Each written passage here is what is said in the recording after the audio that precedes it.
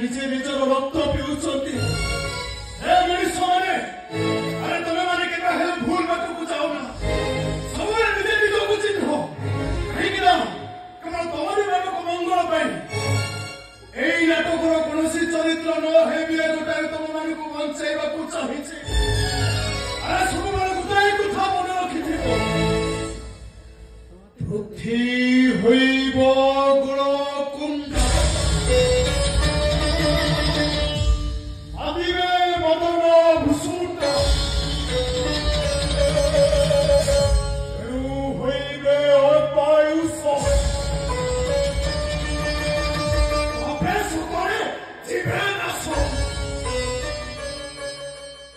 ଏ ଅଜଣା ବାଟର ବାଟୋଇ ମାନେ ଆଜି ଗୋଟାଏ ତୁମମାନଙ୍କୁ ତା ପିଠିରେ ବସି ଦୁଃଖର ନଦୀ ପାର କରି ଆସ ଆସ।